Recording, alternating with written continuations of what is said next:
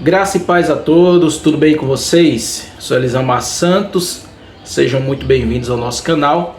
E hoje nós vamos falar um pouco sobre Evangelho, vamos bater um papo sobre Evangelho, sobre essa diversidade agora do Evangelho que nós estamos presenciando. E se você não é inscrito ainda, se inscreve aí no canal para nos dar uma força e compartilhe esse vídeo para ajudar outras pessoas também. Evangelho, como vocês bem sabem, quer dizer boas novas. Evangelho é as boas novas de Deus através de Cristo para o mundo. São novas notícias. Existiam naquela época também as boas novas do imperador. Eram notícias novas referentes ao imperador. E essa palavra boas novas era usada nesse contexto, porque todas as vezes que o imperador romano ele conquistava uma terra, ele conquistava uma província, os seus generais entravam na cidade de Roma, ou seus generais, ou também ele, muitas das vezes ele estava presente, né, o imperador, e eles anunciavam essas boas novas. Eram as boas novas do imperador, né, que ele tinha conquistado novas terras. Mas Jesus se apresenta naquele contexto com as boas novas do reino, com um evangelho vivo, um evangelho verdadeiro, um evangelho santo, as boas novas do reino de Deus. Mas com o passar do tempo, eu quero falar de evangelho nessa contemporaneidade, vê-se que o evangelho ele entrou em uma certa diversidade, né? A gente vê aí esse evangelho facetado, dividido, fracionado, e esse evangelho que envergonha, né? Sabe-se que na igreja primitiva, é claro, existiam as divisões por parte dos apóstolos, por parte dos líderes. Que divisões eram essas? Cada apóstolo, principalmente Pedro e Paulo, vou colocar aqui esses dois polos, né? E Tiago também, vamos colocar esses três polos, viam o evangelho de forma diferente, mas essa diferença não era conflitante com a escritura. Tanto é que Paulo e Pedro tiveram aquela divergência por conta dos costumes judaicos. Mas mesmo com essas diferenças, elas coincidiam com a escritura do Velho Testamento, é claro, né, com as boas novas do reino do Senhor, com as boas novas de Cristo.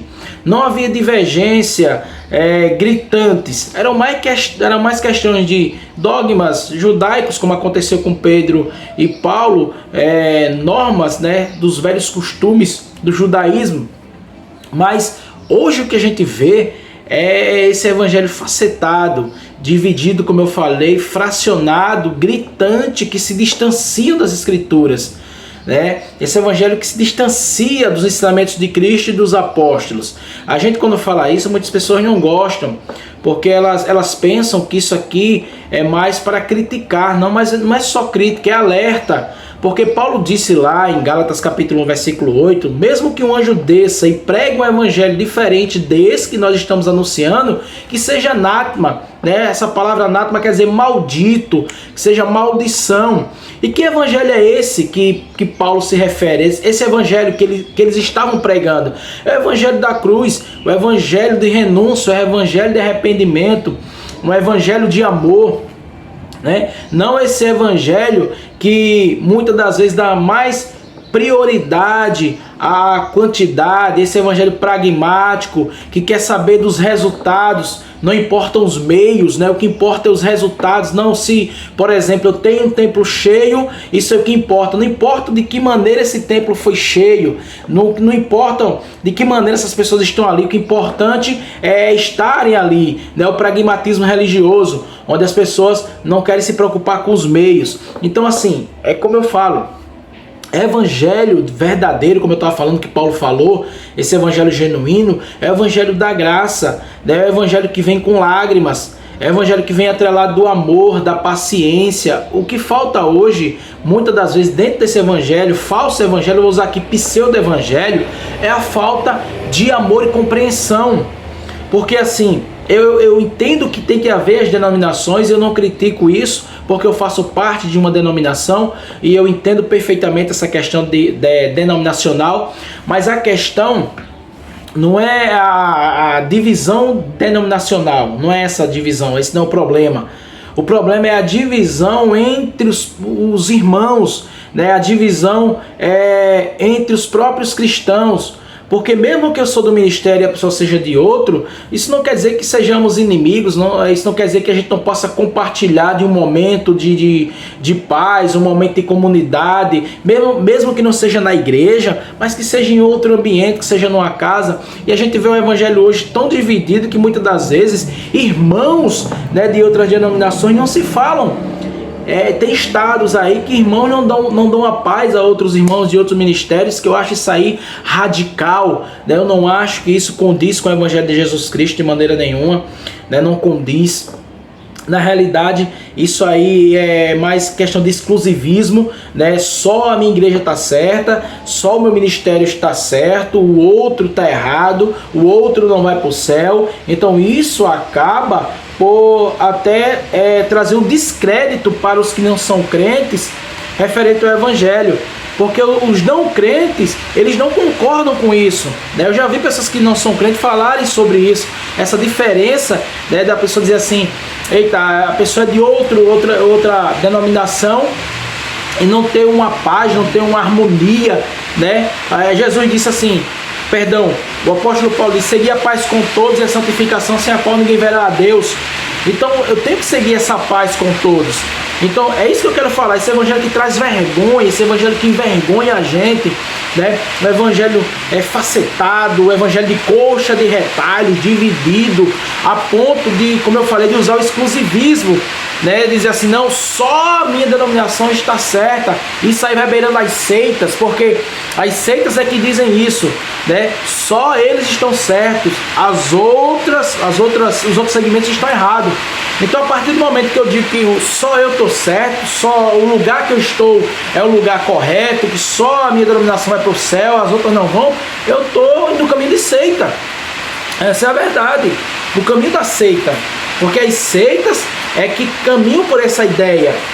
Então assim, essa divisão do evangelho é que traz constrangimento, a falta de amor com o próximo, né, que é um dos pilares fortes do cristianismo, é o amor.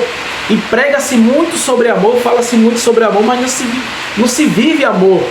A gente vê nos púlpitos aí amor, mas não se vive amor. Porque amor não é só questão de teoria, de você falar, amor é prática. Né? Amor é mandamento, é ir, é fazer, é pegar na mão, é ajudar, é chegar perto. É misericórdia. A palavra misericórdia é a junção de duas palavras.